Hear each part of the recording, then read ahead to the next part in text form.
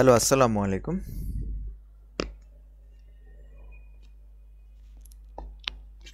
আশা করি সবাই ক্লাসে চলে আসছেন এবং আপনারা আমাকে শুনতে পাচ্ছেন। একটু জানাবেন যারা ক্লাসে জয়েন করেছেন তারা আমাকে শুনতে পাচ্ছেন কিনা বা আমাদের স্ক্রিন ক্লিয়ারলি দেখতে পাচ্ছেন কিনা।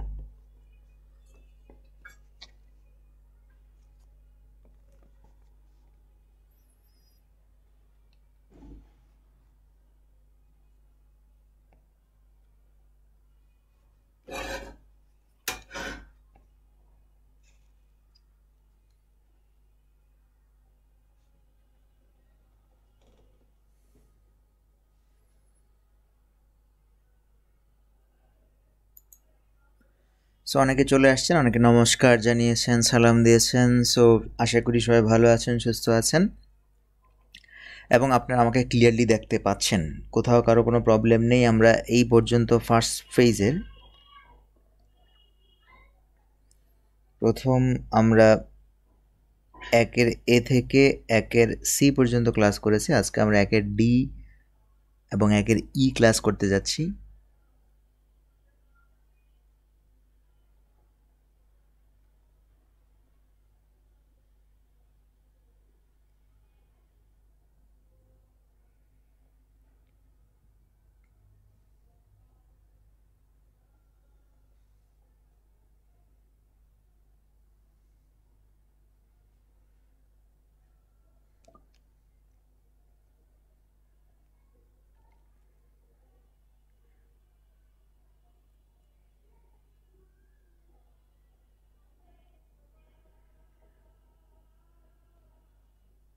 একজন বলছেন দেখা যাচ্ছে না, রেজুলেশন বাড়াবেন। রেজুলেশন ক্লিয়ার দেখা না গেলে রেজুলেশন বাড়াবেন। আপনি যে ঝাপসা দেখাচ্ছে বলছেন, এটা আপনার মোবাইলের সমস্যা। মানে রেজুলেশন বাড়াবেন, তাহলে আপনি ক্লিয়ারলি দেখতে পাবেন। ওকে, সো আশা করি আপনারা ক্লিয়ারলি দেখতে পাচ্ছেন এবং শুনতে পাচ্ছেন। তো আমরা আজকে আমাদের ক্লাস শুরু করতে পারি।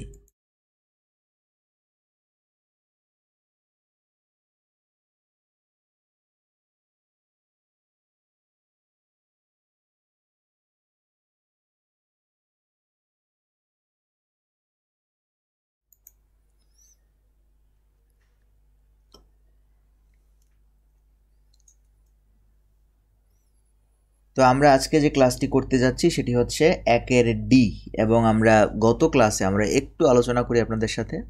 গত ক্লাসে আমরা একের সিতে আলোচনা করছিলাম বা আলোচনার শুরুতে আমরা যে বিষয়টা নিয়ে আলোচনা করেছিলাম সেটি হচ্ছে কি, সেটি হচ্ছে আপনার প্রোনাউনের আরেকটা ক্যাটাগরি, অ্যানাদার ক্যাটাগরি। সেটা হচ্ছে কি WH ওয়ার্ড রিলেটেড কিছু pronoun. WH word related pronoun নিয়ে আমরা আলোচনা করছিলাম। সো আমাদের টপিক্স কি? টপিক্স হচ্ছে প্রোনাউন অ্যান্ড ইটস কাইন্ডস। আমরা কিন্তু কি টপিক্স নিয়ে আলোচনা করছিলাম? প্রোনাউন অ্যান্ড ইটস কাইন্ডস নিয়ে আমরা আলোচনা করছিলাম। সো দেখুন ব্যাপারগুলো বুঝতে পেরেছেন কিনা। আগের যে ক্লাসে আমরা WH ওয়ার্ড যেহেতু আমাদের ক্লাসের টপিক্সে চলে আসছে, সে কারণে আমরা প্রথমেই আপনার WH ওয়ার্ড রিলেটেড প্রোনাউনগুলোকে দুটি ক্যাটাগরিতে ভাগ করেছিলাম। একটা হচ্ছে ইন্টারোগেটিভ প্রোনাউন, যেটা দিয়ে আমরা কোশ্চেন করি। যেসব প্রোনাউন দিয়ে আমরা কোশ্চেন করি সেটাকে আমরা নাম দিয়েছিলাম ইন্টারোগেটিভ প্রোনাউন, এবং যেটাকে আমরা কোশ্চেন করি না কিন্তু WH ওয়ার্ড, সেটাকে আমরা নাম দিয়েছিলাম রিলেটিভ প্রোনাউন। দেখুন প্রত্যেকটা ক্লাস একটা ক্লাস আগের ক্লাসের সাথে রিলেটেড, ঠিক আছে? এই কারণে প্রত্যেকটা ক্লাসই গুরুত্বপূর্ণ। ওকে, সো আমরা এখানে দুটি ক্যাটাগরি আমরা আলোচনা করেছি, যে WH ওয়ার্ড রিলেটেড প্রোনাউনকে দুটি ক্যাটাগরিতে ভাগ করেছি। একটা হচ্ছে ইন্টারোগেটিভ প্রোনাউন এবং আরেকটা হচ্ছে রিলেটিভ প্রোনাউন। মনোযোগ দিয়ে শুনবেন, আজকের ক্লাসটা খুবই গুরুত্বপূর্ণ। তো দেখুন এখানে ইন্টারোগেটিভ প্রোনাউনকে আমরা, যেহেতু ইন্টারোগেটিভ প্রোনাউন শিখবো, এই কারণে আমরা কোশ্চেনের ব্যাপারটা আগে শিখেছিলাম।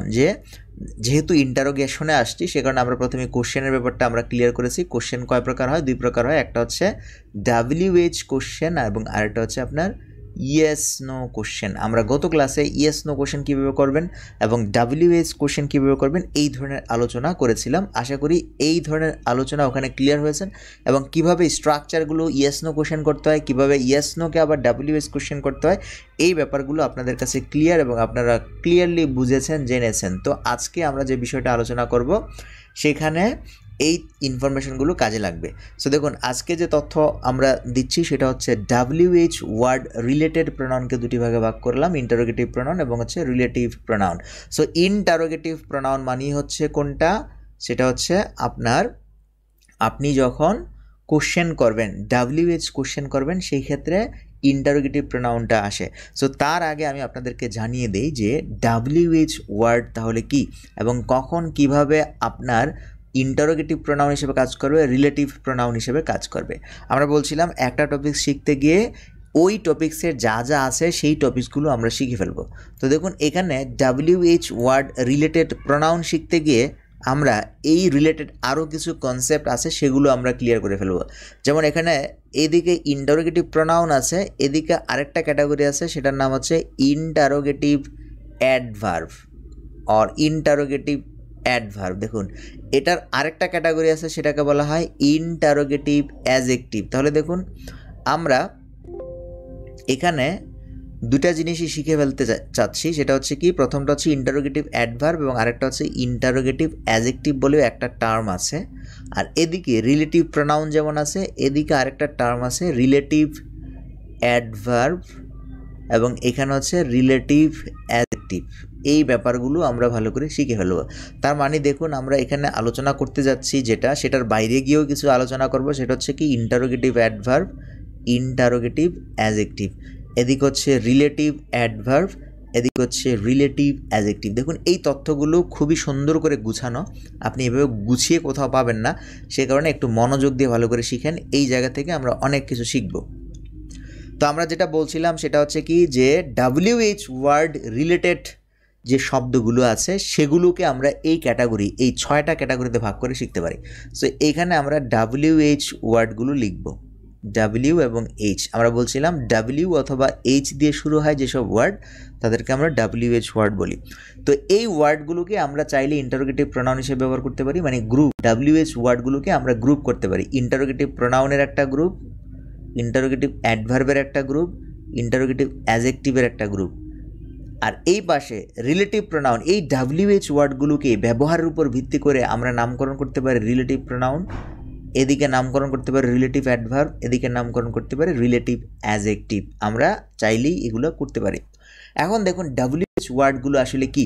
প্রথমে আমরা প্রোনাউনের ব্যাপারটা আসি। যেমন ধরেন প্রোনাউনের ব্যাপারে আমি যদি প্রথমে হু লিখি, এটা একটা WH ওয়ার্ড, এটা কি একটা WH ওয়ার্ড।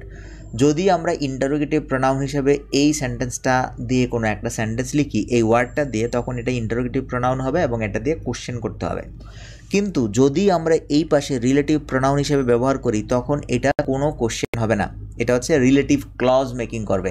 তাহলে দেখুন রিলেটিভ প্রোনাউন একই শব্দ একটাই, এদিকে রিলেটিভ প্রোনাউন হিসেবে বসলে এটা হবে রিলেটিভ ক্লজ, এটার নাম হবে কি রিলেটিভ ক্লজ। আর এদিকে ইন্টারোগেটিভ প্রোনাউন হিসেবে যদি বসে তাহলে এটার নাম হবে কি, এটার নাম হবে আপনার এটার নাম হবে কোশ্চেন ক্লজ। ঠিক আছে, ইন্ডিপেন্ডেন্ট ক্লজও বলতে পারেন অথবা কোশ্চেন ক্লজও বলতে পারেন। প্রশ্ন করবেন, এটা প্রশ্নবোধক চিহ্ন দিয়ে আপনাকে করতে হবে। আর একটা জিনিস খেয়াল করেন, যদি আপনি এইভাবে লিখেন তাহলে হু ইন্টারোগেটিভ প্রোনাউন হিসেবে ব্যবহার করলে হু এর অনুবাদ বা বাংলা অর্থ হবে কে।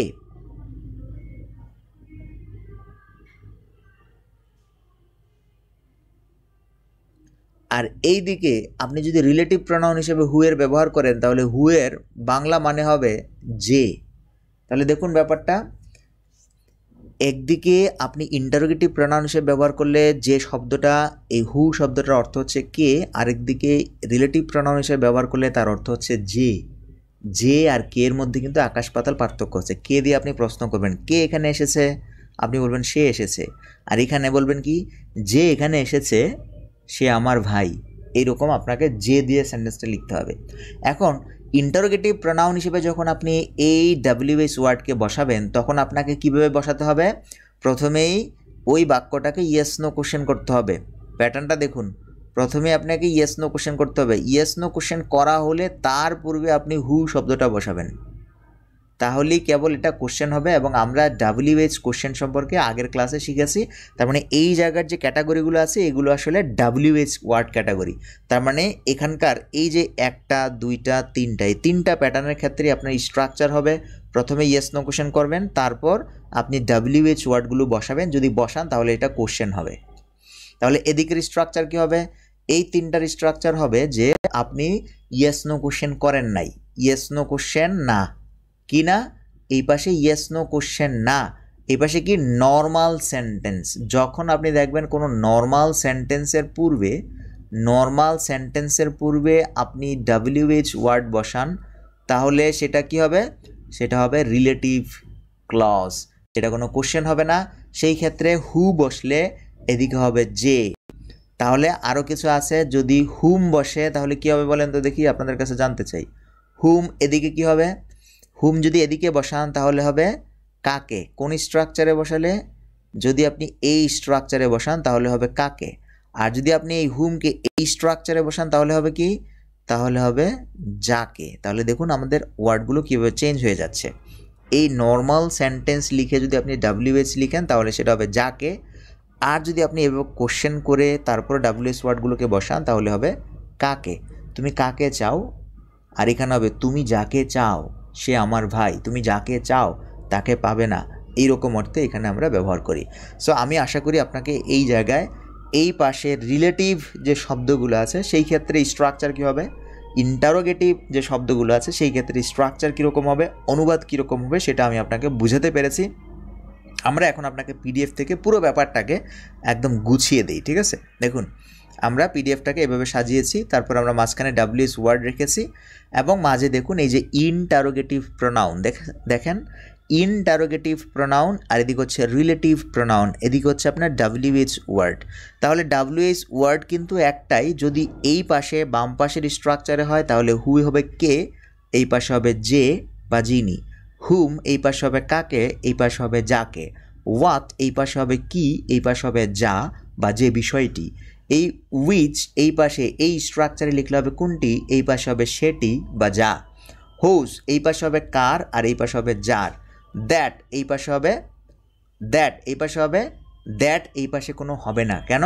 কারণ দ্যাট কোনো কোশ্চেন করতে ব্যবহৃত হয় না, বাট দ্যাট কি হয়, রিলেটিভ প্রোনাউন হিসেবে ব্যবহৃত হয়, যেটি বা যা হিসেবে। তাহলে আমরা এই পাশের যে বক্সটা দেখাচ্ছি এই বক্সগুলোকে আমরা বলি রিলেটিভ প্রোনাউন। আর এই স্ট্রাকচারে বসলে সেম জিনিস, যদি এই স্ট্রাকচারে বসে নর্মাল সেন্টেন্স তার পূর্বে WH ওয়ার্ড তাহলে এটাকে আমরা বলি রিলেটিভ প্রোনাউন। আর যদি ইয়েস নো কোশ্চেন করে তার পূর্বে আপনি WH ওয়ার্ড বসান তাহলে সেটাকে আমরা বলি ইন্টারোগেটিভ প্রোনাউন। দেখুন এটাও একটা প্রোনাউন, বাট এই সেন্টেন্সের স্ট্রাকচার দেখে আপনাকে বলতে হবে এটা ইন্টারোগেটিভ, স্ট্রাকচার দেখে আপনাকে বলতে হবে এটা রিলেটিভ। এই ব্যাপারটা আমি আশা করি আপনাকে বুঝাতে পেরেছি। এর পরের ক্যাটাগরি ছিল কি ইন্টারোগেটিভ অ্যাডভার্ব, আর এদিকে ছিল রিলেটিভ অ্যাডভার্ব। WH ওয়ার্ড কোনগুলো? WH ওয়ার্ড হচ্ছে ওয়েন। এই ওয়েনকে আপনি যদি এই স্ট্রাকচারে বসান, অর্থাৎ প্রথমে ইয়েস নো কোশ্চেন, তারপর আপনি কি যদি WH ওয়ার্ড বসান তাহলে হবে কখন, আর এদিকে হবে কি যখন। এদিকে দেখুন ওয়ার এই শব্দটা যদি এই পাশে বসান তাহলে হবে কোথায়, আর এই পাশে বসালে হবে যেথায় বা যেখানে। ওয়াই এই শব্দটা আপনি এই পাশে বসালে হবে কেন, আর এই পাশে বসালে হবে যে কারণে। হাউ এই পাশে বসালে কিভাবে, এদিকে যেভাবে। হাউ টল কত বড় কত ছোট, এদিকে হচ্ছে যত বড় যত ছোট। হাউ মেনি কত সংখ্যক, এদিকে হবে যত সংখ্যক। আমি আশা করি ব্যাপারগুলো বুঝাতে পেরেছি।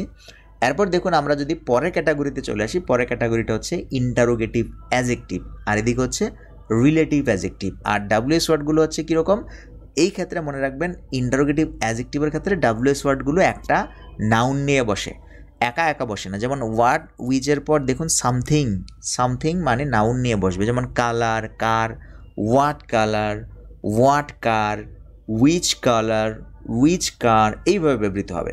আর এদিকে যদি কোশ্চেন করেন তাহলে অর্থ হবে কি রং কি গাড়ি, হোয়াট কালার কি রং, হোয়াট কার কি গাড়ি।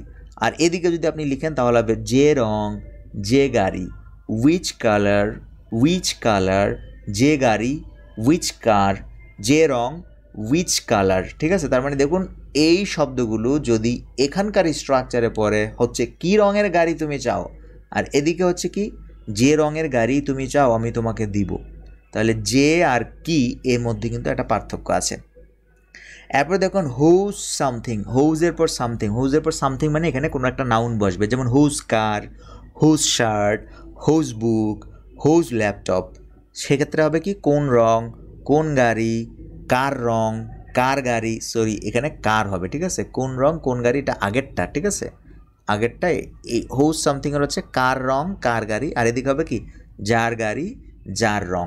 আমি আশা করি এইখানে অ্যাট এ গ্লান্স আপনাকে পুরো ব্যাপারটা দেখাতে পেরেছি।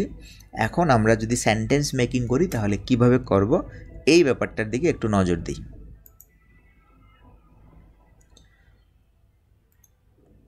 তাহলে আমরা প্রথমেই আপনাদেরকে একটা বাক্য বলি, আপনারা এটার অনুবাদ করবেন।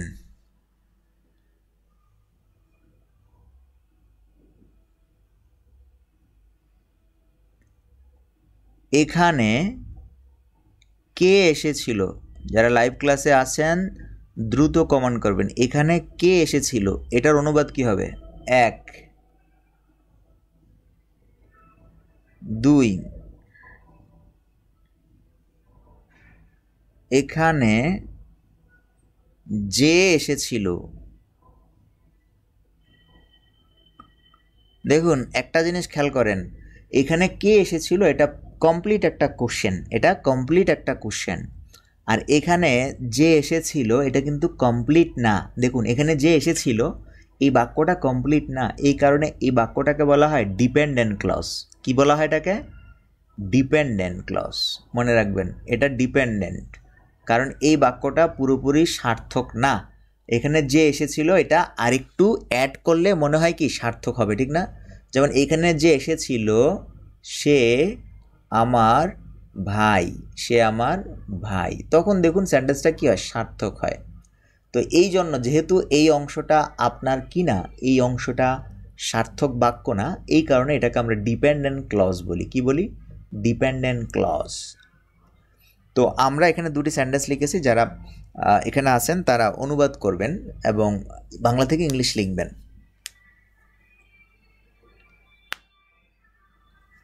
দেখুন আমরা এখানে যেহেতু সাবজেক্টকে খুঁজতেছি এই কারণে আমাদের কি নেই, অক্সিলারি ভার্বকে সামনে আনার কোনো তাড়া নেই, ঠিক আছে, কারণ আমরা সাবজেক্ট দিয়ে শুরু করছি বা সাবজেক্টই এখানে নিখোঁজ, সেই কারণে। তো এই ক্ষেত্রে প্যাটার্নটা দুইটাই সেম হবে, দুইটাই সেম হবে প্যাটার্ন, ঠিক না? এখানে দেখুন তাহলে এখানে যেহেতু সাবজেক্ট কি নিখোঁজ, সেই কারণে কোশ্চেন করতে গেলে এখানে কি করতে হবে, হু কেম হেয়ার, সরাসরি লিখবেন হু কেম হেয়ার, ঠিক আছে। আর এইখানে এই নিচের বাক্যে আপনার কি করতে হবে, নিচের বাক্যের অনুবাদে লিখতে হবে যে same, who came here, who came here is my brother. দেখুন এটা কিন্তু কোশ্চেন না, ঠিক আছে, এখানে অক্সিলারি ভার্বের বা ইয়েস নো কোশ্চেন করার কোনো ব্যাপার নেই, এই জন্য যে এখানে আমাদের সাবজেক্ট নিখোঁজ, ঠিক আছে। Who came here is my brother, তাহলে আমরা হু দিয়ে দেখালাম। এবার ধরেন আমরা হুম দিয়ে দেখাই, হুম দিয়ে,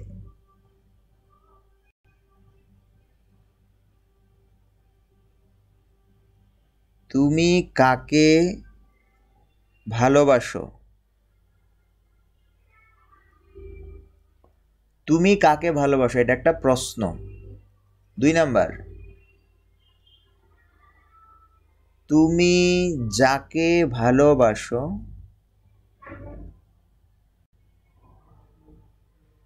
তুমি যাকে ভালোবাসো সে আমার বন্ধু। খেয়াল করেন আমাদের দ্বিতীয় সেন্টেন্স, দ্বিতীয় বাক্যে আমরা যে ব্যাপারটা দেখাচ্ছি আপনাদের সেই ব্যাপারটার দিকে ভালো করে একটু খেয়াল করেন এবং অনুবাদ করার চেষ্টা করেন। দুইটা সেন্টেন্স আমরা লিখেছি, এবার অনুবাদ করার চেষ্টা করেন, দেখি।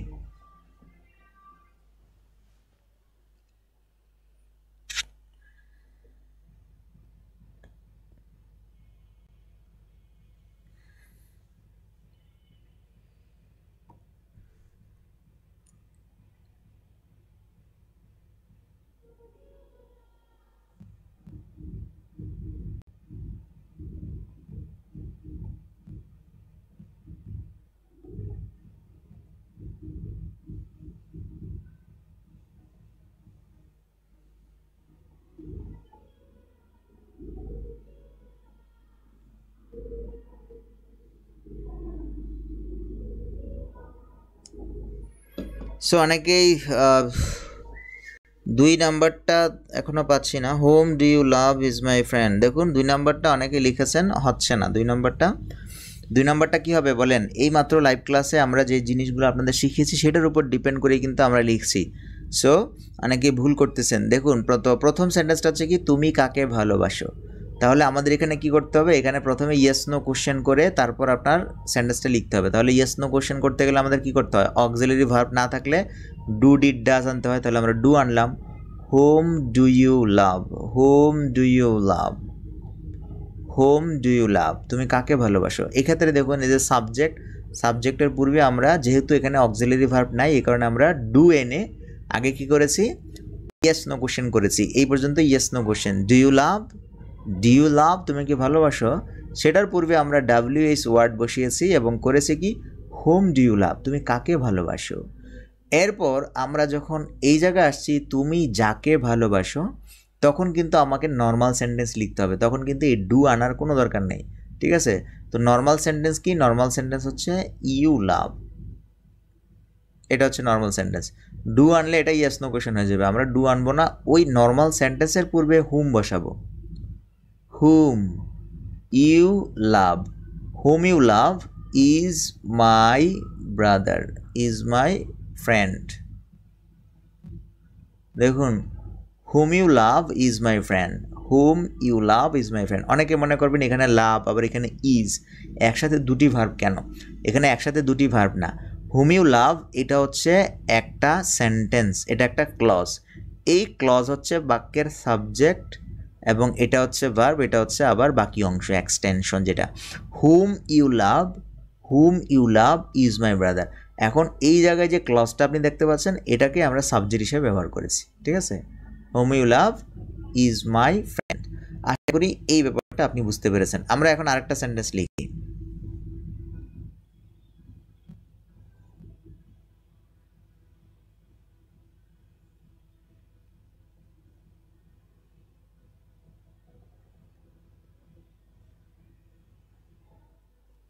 যে আমগুলো তুমি চাও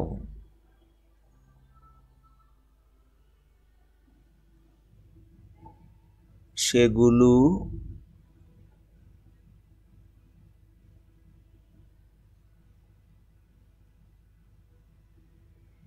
আমি কিনেছি।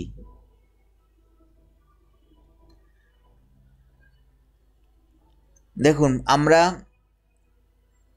নেক্সট সেন্টেন্সে চলে আসছি। যে আমগুলো তুমি চাও সেগুলো আমি কিনেছি, এটা একটা সেন্টেন্স। এটা ধরেন 2, এটা ধরেন 1। তুমি কোন আমগুলো চাও?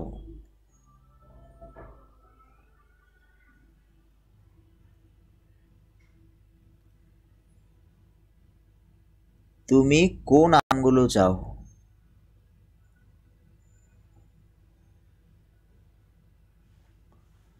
তাহলে খেয়াল করেন আমরা এখানে দুটি সেন্টেন্স লিখেছি। আপনারা যারা লাইভ ক্লাসে আছেন আনসার করবেন।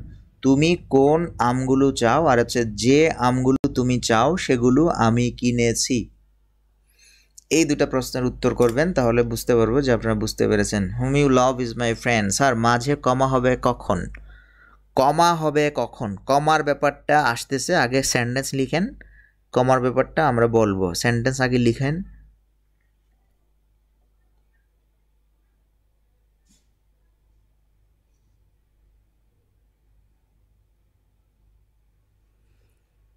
ক্লাসে আছেন মাত্র 30 জন, বাকিদের খবর কি?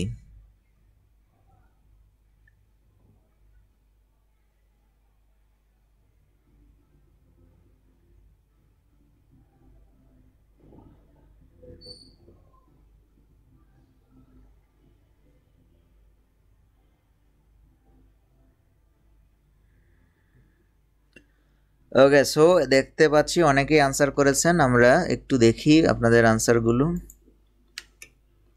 Which mangoes do you want? The mangoes which you want I bought. Which you want? The mangoes which you want. তুমি যে আমগুলো, the mangoes which you want সেগুলো আমি কিনেছিলাম বা সেগুলো আমার কেনা, ঠিক আছে, এই অর্থ আপনি লিখতে পারেন। Which mangoes,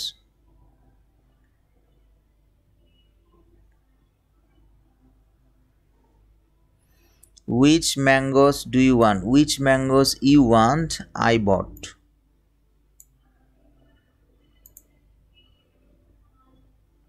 which mangoes do you want। আমরা আবারও আপনার ব্যাপারগুলো দেখাই।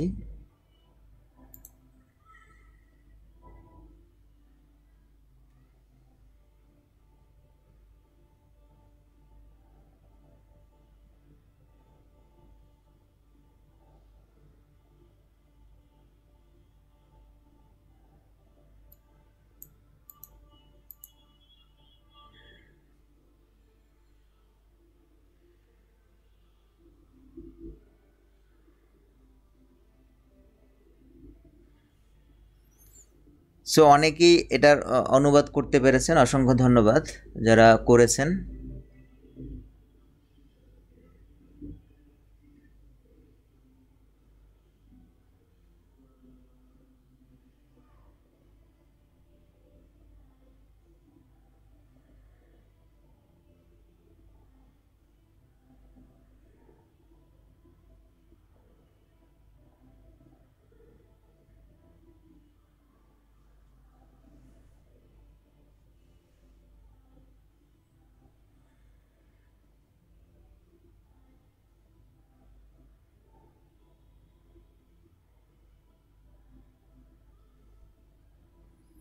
Which mangoes do you want? I bought those mangoes which you want.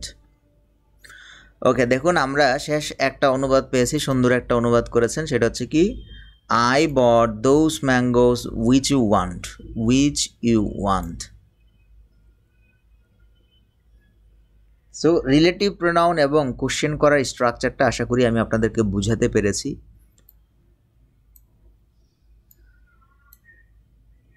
অনেকেই অনুবাদ করেছেন, সুন্দর সুন্দর অনুবাদ করেছেন, অসংখ্য ধন্যবাদ।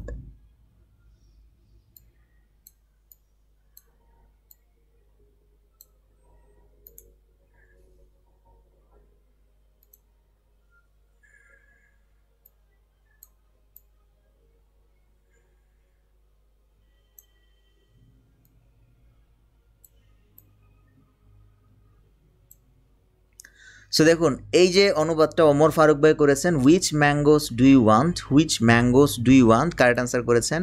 I bought those mangoes which you want, correct answer করেছেন। তাহলে দেখুন ওনার দুটি আনসারই কারেক্ট হয়েছে, আর বাকিগুলো যারা করেছেন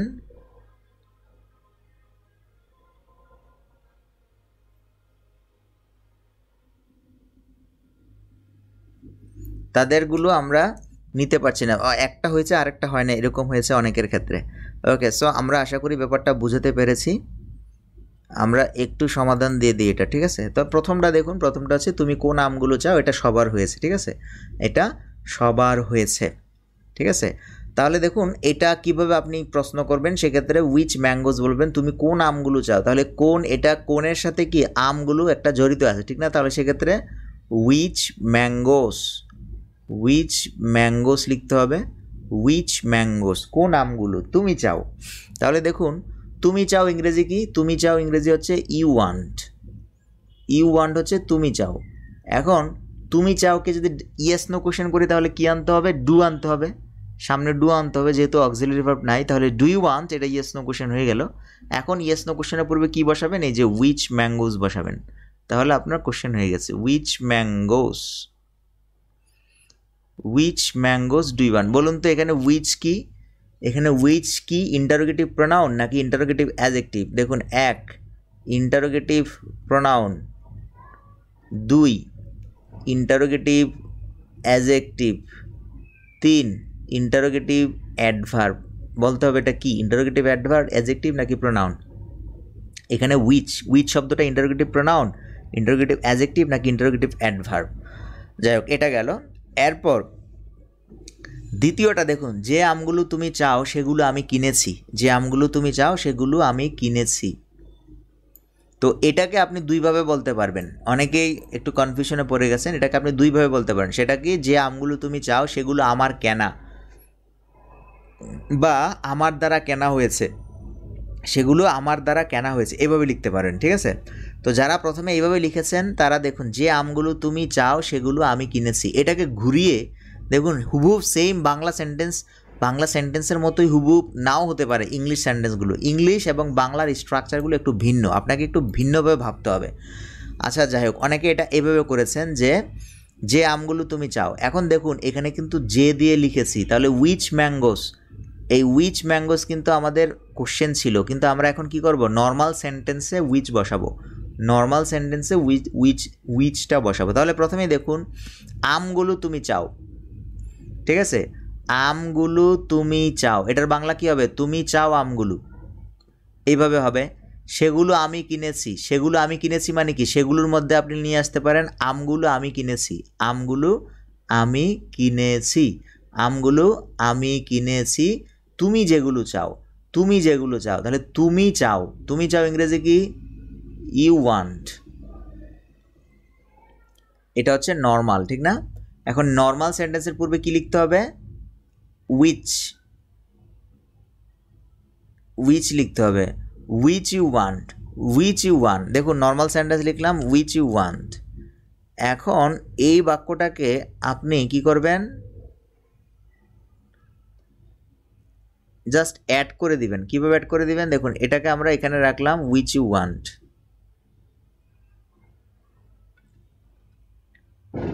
এখন সেগুলো আমি কিনেছি, এটাকে আপনি বলতে পারেন আমগুলো আমি কিনেছি, আমি কিনেছি আমগুলো। আপনি লিখলেন কি, আই বট, BOUGHT লিখব, I bought those mangoes, I bought those mangoes which you want, তুমি যেগুলো চাও। দেখুন এই হয়ে গেছে, ঠিক আছে। তাহলে আমাদের অনুবাদটা কি হলো, I bought those mangoes which you want, এইভাবে আপনি করতে পারেন।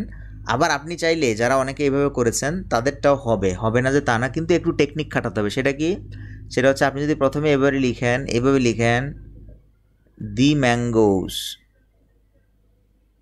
দি ম্যাঙ্গোস, দি ম্যাঙ্গোস উইচ, এভাবে যারা লিখেছেন the mangoes which you want, এভাবে যারা লিখেছেন the mangoes which you want, which you want, এরপর আপনাকে লিখতে হবে সেগুলো আমি কিনেছি না, এটাকে একটু চেঞ্জ করে দিতে হবে। কারণ কি, কারণ দি ম্যাঙ্গোস উইচ ইউ ওয়ান্ট, তুমি যে আমগুলো চাও, এই পুরো বাক্যটাই এখানে কি, পুরো বাক্যটাই আমাদের সাবজেক্ট। তাহলে সাবজেক্ট যদি সেন্টেন্সের আগেই বসে যায়, তাহলে পরের বাক্যটাকে কী করতে হবে, পেসিভ করে দিতে হবে, ঠিক আছে। তাহলে সাবজেক্ট আগে বসে গেছে, তার মানে বলতে হবে যে the mangoes which you want আর, আপনি যেহেতু কিনেছি বলেছেন না সেন্সে, তাহলে আপনি পেসিভ পারফেক্ট দেন, হ্যাজ দি ম্যাঙ্গোস, কী হবে এটা, যেহেতু ম্যাঙ্গোস হচ্ছে কি প্লুরাল, সেক্ষেত্রে আপনি লিখবেন কি, have been bought by me, passive করে দিতে হবে। কেন, কারণ সাবজেক্ট আগে আছে।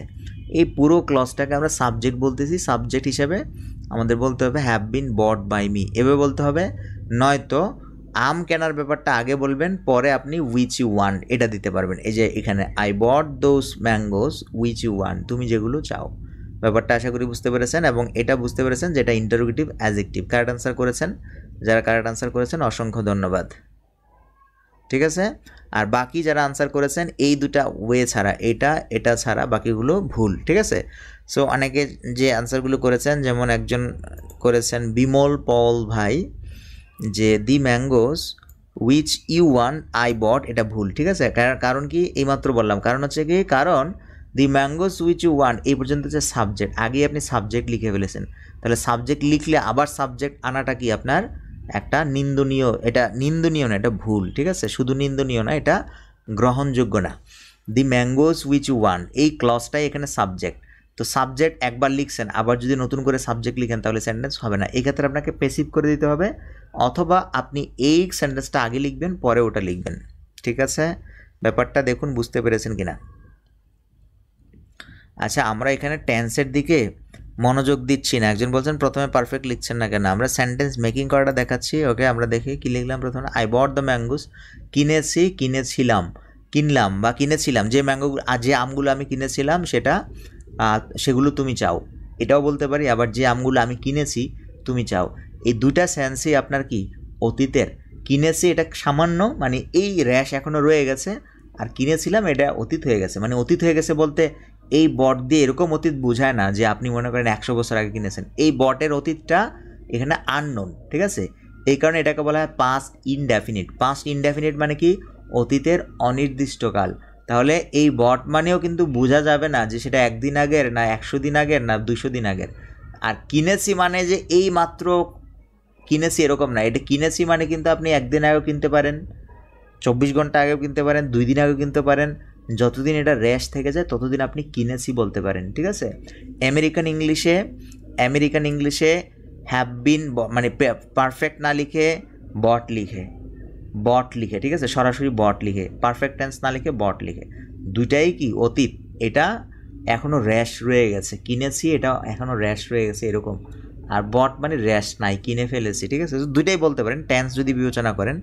আর যদি আমরা এখানে সেন্টেন্স লিখতেছি সেখানে টেন্স বিবেচনা করছি না, তারপরও এখানে টেন্স বিবেচনায় আছে, কারণ এই অর্থগুলো এটার সাথে মিলে, ঠিক আছে? দুটা সেন্স ঠিক আছে। ওকে, এই ব্যাপারটা আশা করি আমি বুঝাতে পেরেছি। যারা বুঝতে পেরেছেন একটু বলবেন যে বুঝতে পেরেছেন কিনা। আমরা কি আরও কয়েকটা সেন্টেন্স দেখাবো?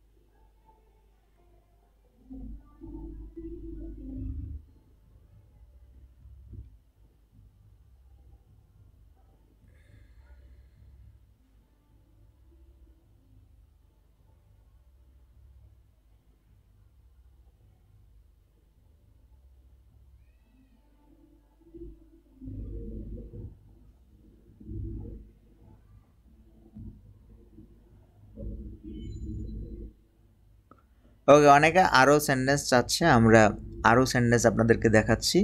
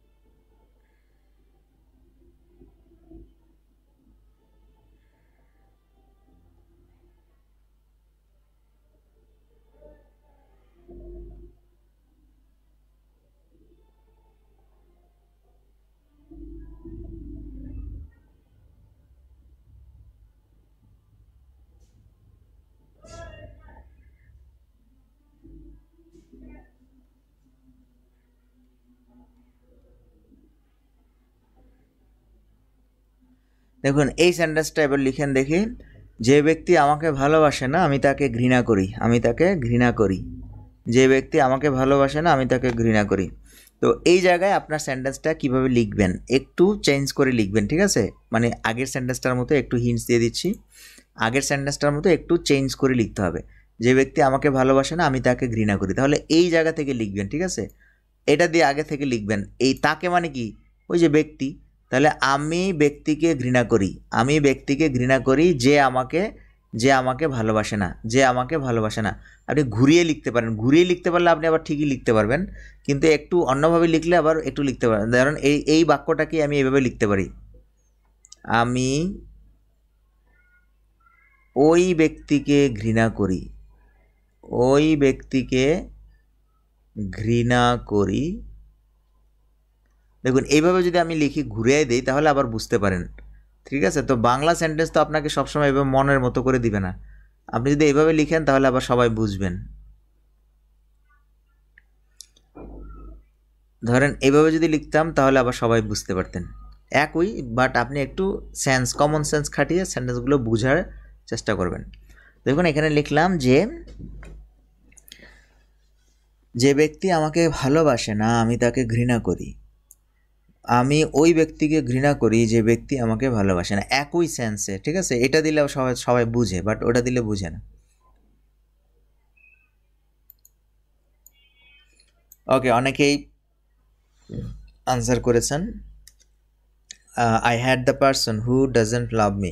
সো দেখুন অনেকে আনসার করেছেন, অসংখ্য ধন্যবাদ যারা আনসার করতে পেরেছেন। সবাই আনসার করার চেষ্টা করেন, আমি দেখতেছি আপনাদের sentence. I hate him who doesn't love me. I hate him who doesn't love me. I hate him who don't love me. Who don't love me যারা বলছেন তাদের আনসার হয় নাই, মানে হু ডাজেন্ট বলতে হবে, ঠিক আছে? দেখুন অনেকে অনেক ধরনের কমেন্ট করেছেন, আমরা একটু দেখি কমেন্টগুলো। একজন বলেছেন I hate those people who doesn't love me. দেখুন এখানে দোজ পিপল মানে কি, আপনি বলছেন আমি ওইসব ব্যক্তিকে পছন্দ করি না, ঘৃণা করি। হু ডাজ হবে না, কারণ কি এখানে বহুবচন না, বহুবচন হলে কি ডাজ হবে না, তাহলে বহুবচন হলে ডাজ হবে না। I hate him who doesn't love me, এটা ঠিক আছে। আলোর নিশান ওমর ফারুক বলেছেন I hate the man who don't love me. Who don't হবে না, দি ম্যান এখানে সিঙ্গুলার, এ কারণে ডোন্ট হবে না, হবে কি ডাজেন্ট হবে, ঠিক আছে? উমর ফারুক ডাজেন্ট, হ্যাঁ I abhor those people who doesn't হবে না, কারণ দোজ পিপল লিখেছেন, ঠিক আছে? দোজ পিপল কি বহুবচন না, তাহলে বহুবচন হলে হু এর পর আপনার কি হবে, ডোন্ট লাভ মি, ঠিক আছে? I hate him who don't হবে না, হবে কি doesn't. I hate him who doesn't love me, এখানে ডাজেন্ট হবে। প্রান্ত তালুকদার, সিরাজ শাহরিয়া জামান বলেছেন I hate the man who doesn't love me, correct answer করেছেন। তারপর I hate him the man, I hate him the man এখানে ভুল করেছেন, এখানে লিখতে হবে আই হেট দ্য ম্যান, ঠিক আছে? হিম হবে না, who doesn't love me. Bimal Paul ভাই, ওকে। সো ব্যাপারটা আশা করি বুঝতে পেরেছেন এবং ক্লিয়ার আপনাদের কাছে। এখন দেখুন যারা সেন্টেন্সটা অনুবাদ করেছেন, আমরা একটা কনসেপ্ট আপনাদের মাথায় দিতে চাই, সেটা হচ্ছে কি, সেটা হচ্ছে যে এই যে সেন্টেন্সটা আমরা ট্রান্সলেট করেছি, কিভাবে করেছি সেন্টেন্সটা ট্রান্সলেট দেখাই। সেটা হচ্ছে প্রথমে বললাম আমি ওই ব্যক্তিকে ঘৃণা করি, এখানে আপনি বলবেন আই হেট দ্যাট ম্যান। ওই ব্যক্তি হিসেবে একটু জোর দিতে পারেন, অথবা আপনি যদি টার্গেট করে কাউকে না বলেন তাহলে বলবেন দি ম্যান, ঠিক আছে? আই হেট দ্যাট ম্যান মানে মনে করেন একটা লোক এখানে দাঁড়িয়ে আছে, সেই ক্ষেত্রে যদি আপনি আঙুল দিয়ে নির্দেশ করে বলেন তাহলে এক্ষেত্রে দ্যাট বসাবেন, যে I hate that man who doesn't love me, যে আমাকে ভালোবাসে না তাকে আমি ঘৃণা করি। এখানে একটা জিনিস ভালো করে মনোযোগ দিয়ে খেয়াল করুন, এই যে হু শব্দটা বসিয়েছি, হু আসলে কে? এই হু আসলে দ্যাট ম্যান। হু আসলে কে? হু আসলে এখানে দ্যাট ম্যান, ঠিক না? এই কারণে হু এর পর যে ভার্বটা হবে ওই ভার্বটা আপনার এটার পার্সন অনুযায়ী হবে, ঠিক আছে?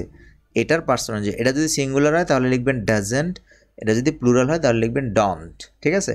সো এটা এখন খেয়াল করেন, এই যে এটাকে বলা হয় কি রিলেটিভ প্রোনাউন। কেন রিলেটিভ প্রোনাউন বলা হয়? কারণ এটা এই দ্যাট ম্যানের আপেক্ষিক একটা কি প্রতিনিধি, আপেক্ষিক একটা প্রতিনিধি দ্যাট ম্যানের, এই জন্য এটাকে রিলেটিভ বলা হয়।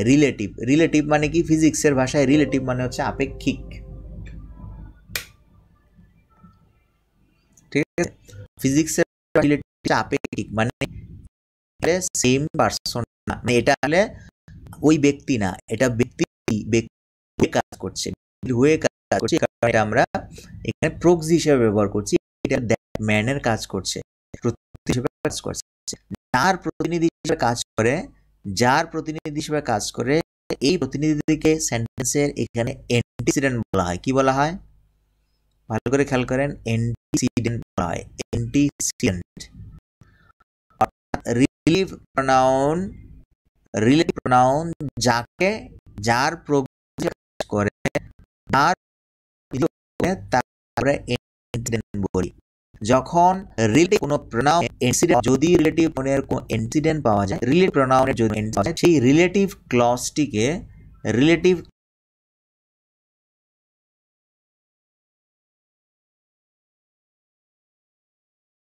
ক্লজটিকে বলা হয় অ্যাডজেক্টিভ ক্লজ। কি ক্লজ বলা হয়?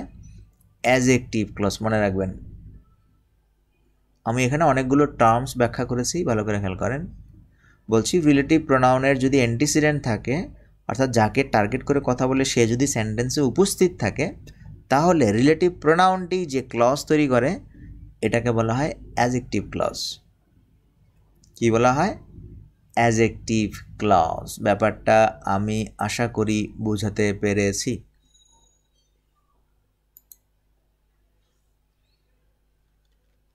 আমরা আরও একটা সেন্টেন্স আপনাদেরকে দিই, ব্যাপারটা আরও ক্লিয়ার হবে।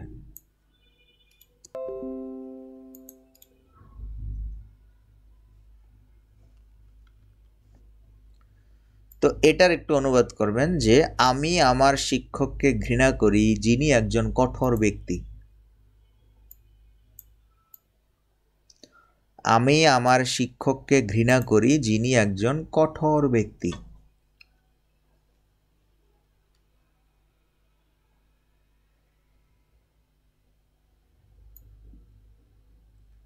একটু সেন্স যদি চেঞ্জ করে দেই, দেখি পারেন কিনা। একটু সেন্স চেঞ্জ করে দিলাম, সেটা হচ্ছে কি, আমি ইংলিশ ভাষায় কথা বলা লোকদের ভালোবাসি।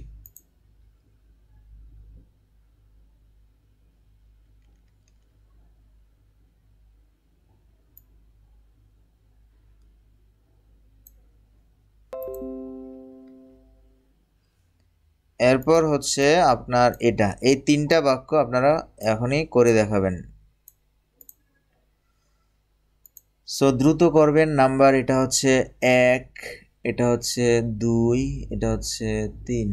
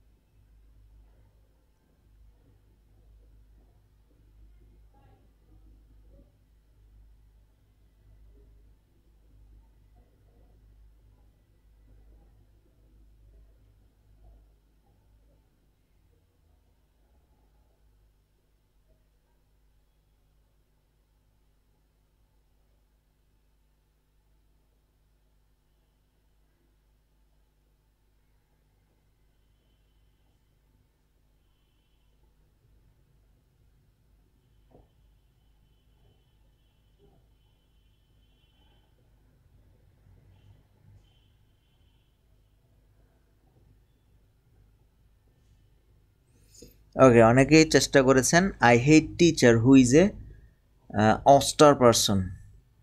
স্ট্রিক্ট পারসন বলতে পারেন, যিনি একজন কঠোর ব্যক্তি, মানে স্ট্রিক্ট পারসন। ঠিক আছে।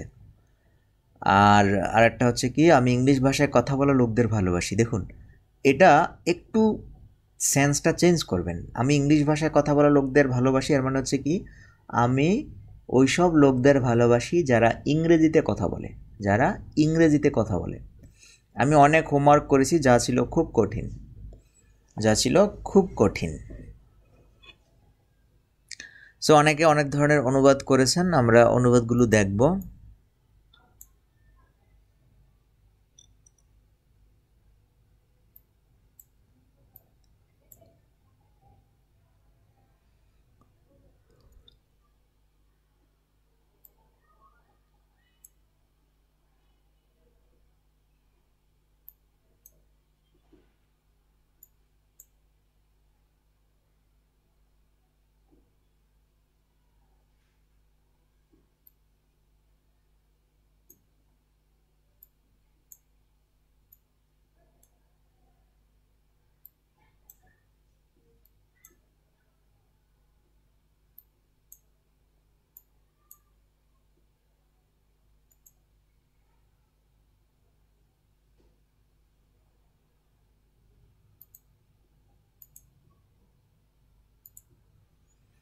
ওকে, সো আমরা একটু দেখি কার কিভাবে কে অনুবাদগুলো করেছেন।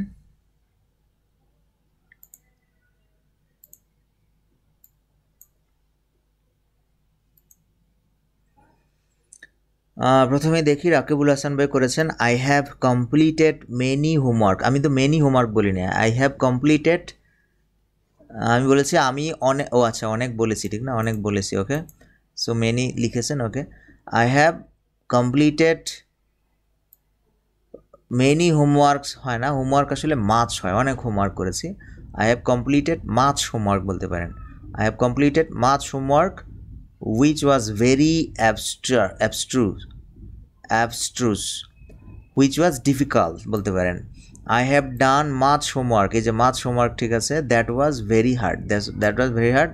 স্টার তাপসের আনসার কারেক্ট হয়েছে। I hate my teacher who is hertz, I love those people who talk English. Correct answer করেছেন, ঠিক আছে। হু স্পিক ইংলিশ বলবেন, টক না, কথা বলা, ইংলিশে কথা বলা মানে স্পিক ইংলিশ, ঠিক আছে। I love those person who speak in English, correct answer করেছেন। I have translated much which was so hard, I have translated much, sentence লিখতে হবে। I did many homework which are hard, এখানে homework যদি আপনি শব্দ হিসেবে গণনা করা যেরকম যদি লিখেন তাহলে এখানে অ্যাস দিবেন, I did many homeworks which are hard. I love those people who speak in English, I have done lot of homework, correct answer, that was very hard, correct answer করেছেন। আমরা একটু দেখি, I love those people who can speak in English, who can speak in English দেওয়ার দরকার নেই, who can speak English, who can speak English এ পর্যন্ত বললেই হবে। I have done many homework which was so hard, I have done much homework. I love those people who can speak English, in English বলার দরকার নাই, I speak English বললে হবে। ওকে, so আশা করি ব্যাপারগুলো বুঝতে পেরেছেন। I had my teacher who is austere person, এত কঠিন শব্দ দেওয়ার দরকার নেই, আপনি স্ট্রিক্ট পারসন। ওকে, সো ব্যাপারটা আশা করি বুঝতে পেরেছেন। I love those people who speak English. Okay, so আশা করি ব্যাপারটা আপনারা বুঝতে পেরেছেন। তো এখানে দেখুন যে আনসারগুলো করেছেন তাদের আমরা একটু বলি। আমি আমার শিক্ষককে ঘৃণা করি, তাহলে প্রথমে লিখবেন I hate my teacher, I hate my teacher. এখন যিনি দিয়ে তাহলে কাকে দিবেন, যিনি, হু, এই হু হচ্ছে কি রিলেটিভ প্রোনাউন, তাহলে কার প্রতিনিধিত্ব করতেছে, মাই টিচারের। I hate my teacher who is a strict person, যিনি কিনা একজন কঠোর ব্যক্তি। তাহলে এখানে who is a strict person কোন ক্লজ হবে, অবশ্যই এটি হচ্ছে আপনার কি অ্যাজেক্টিভ ক্লজ, ঠিক আছে, এটি অ্যাজেক্টিভ ক্লজ। ব্যাপারটা আশা করি বুঝাতে পেরেছি। 2 নম্বর হচ্ছে আমি ইংলিশ ভাষায় কথা বলা লোকদের ভালোবাসি, তাহলে আপনি চলে যাবেন আমি, আই লাভ দোজ পিপল, আমি ওই সব লোকদের ভালোবাসি। দেখুন একটু ঘুরে বলবেন, আই লাভ দোজ পিপল, এখন দোজ পিপলকে আপনি অ্যান্টিসিডেন্ট হিসেবে কি করবেন, নিয়ে আসবেন। I love those people who who speak English, যারা ইংলিশ ভাষায় কথা বলে।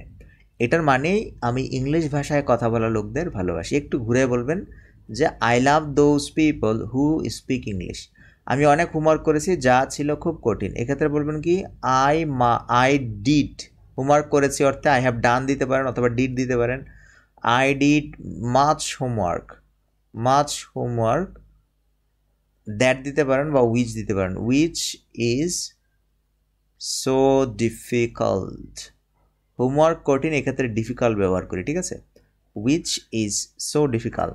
এখানে দেখুন প্রত্যেকটা সেন্টেন্সে দেখুন উইচ, হু, এরা কাউকে না কাউকে অ্যান্টিসিডেন্ট হিসেবে নিয়েছে, অর্থাৎ কারো না কারো প্রতিনিধিত্ব করেছে। এই যে কারো না কারো প্রতিনিধিত্ব করে যদি এরকম দেখেন তাহলে ওই ক্লজগুলো কি হয়, ওই ক্লজগুলো অ্যাজেক্টিভ ক্লজ হয়। এটাও অ্যাজেক্টিভ ক্লজ, এটাও অ্যাজেক্টিভ ক্লজ, এটাও অ্যাজেক্টিভ ক্লজ, 3টা অ্যাজেক্টিভ ক্লজ আমরা পেয়েছি। ওকে, এই ব্যাপারটা আশা করি বুঝাতে পেরেছি।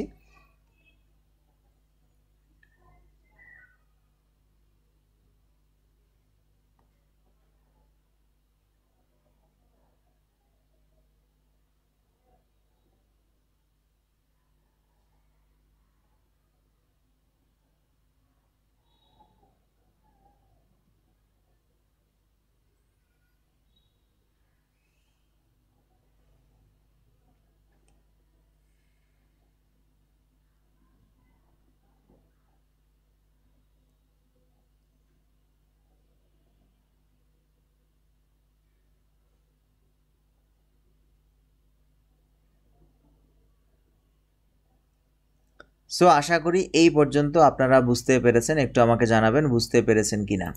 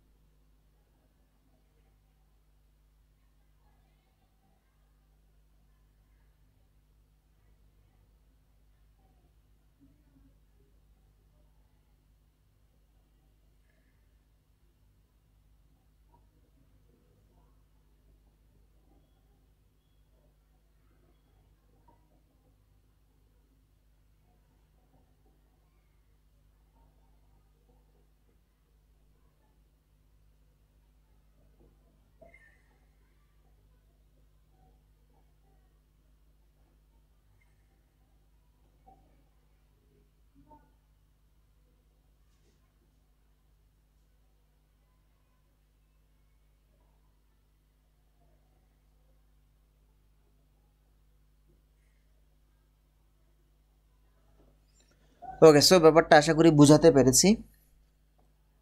কোথাও কোনো কোশ্চেন আছে কিনা আমরা একটু দেখি।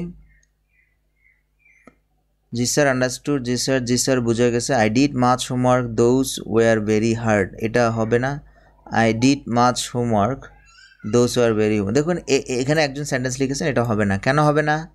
কেন হবে না? কারণ এখানে আপনি দুটি ক্লজ লিখেছেন। আই ডিড মাচ হোমওয়ার্ক, দেখুন যারা এই ব্যাপারগুলো বুঝেন না তারা একটু ভালো করে খেয়াল করেন। এখানে কে এই কোশ্চেনটা করেছেন?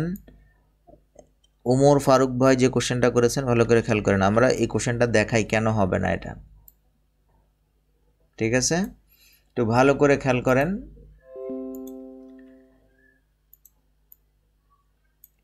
ওমর ফারুক ভাই যে কোশ্চেনটা করেছেন, আমরা সেই কোশ্চেনটার দিকে একটু যাই।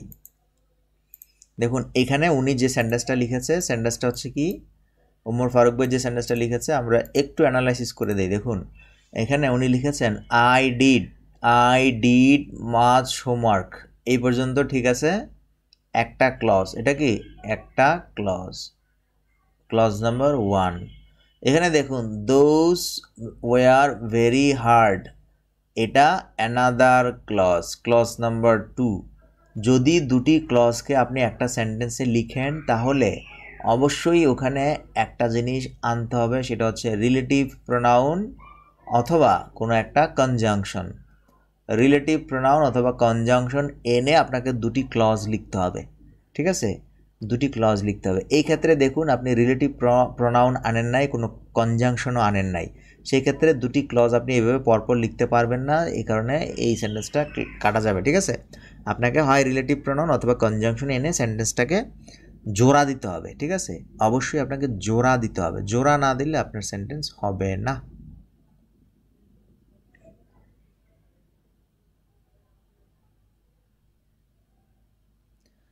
ব্যাপারটা আশা করি বুঝতে পেরেছেন। একজন বলেছেন স্যার ইন কখন হবে? স্পিক, কথা বলার সময় আপনি ইংলিশ বলবেন, আই স্পিক ইংলিশ। আর ইন হবে তখন যখন আপনি বলবেন যে আই কমিউনিকেট ইন ইংলিশ, ঠিক আছে? কমিউনিকেট ইন ইংলিশ, কমিউনিকেট করার ক্ষেত্রে আপনি ইন বলবেন, I can communicate with you in English, ইংলিশে তোমার সাথে কমিউনিকেট করব। কিন্তু আপনি যদি স্পিক বলেন, কথা বলা বোঝান, তাহলে স্পিক ইংলিশ, আমি ইংলিশ বলি, ঠিক আছে? মানে এটার মানে হচ্ছে কি আই স্পিক ইংলিশ মানে আমি ইংলিশ বলি, আমি ইংলিশে বলি এরকম কথা না, কথাটা হচ্ছে কি আমি ইংলিশ বলি। কথাটা কি বুঝাতে পেরেছি? কথাটা সাউন্ড হবে কি আমি ইংলিশ বলি। আমরা অনেকে মনে করি আমি ইংলিশে বলি, না, এটা আসলে কি আমি ইংলিশ বা ইংরেজি বলি, সরাসরি আমি ইংরেজি বলি, ইংরেজিতে বলি এরকম না, ঠিক আছে? ইংরেজিতে বলি এরকম না, ইংরেজিতে কাজ হবে। যেমন ইংরেজিতে যোগাযোগ করি, এক্ষেত্রে বলতে পারেন ইংরেজিতে, ইংরেজিতে যোগাযোগ করি, ইংরেজিতে যোগাযোগ করি যদি বলেন তাহলে সেক্ষেত্রে ইন ইংলিশ বলবেন। কিন্তু আমি ইংরেজি বলি, ঠিক আছে, এই ধরনের ক্ষেত্রে বলবেন কি I speak English, I speak English, সরাসরি বলবেন I speak English, I speak Bangla, I speak English, ঠিক আছে, এক্ষেত্রে আপনার কখনোই হবে না আই স্পিক ইন ইংলিশ দিবেন না, I speak English, I speak Bangla, মানে আমি ইংলিশ জানি, ইংলিশ বলি, এটা। সো আশা করি আমি বোঝাতে পেরেছি এই টপিক্সটা। ওকে, তো আমরা এতক্ষণ যে ব্যাপারটা শিখেছি সেটা হচ্ছে কি, সেটা ছিল রিলেটিভ প্রোনাউন।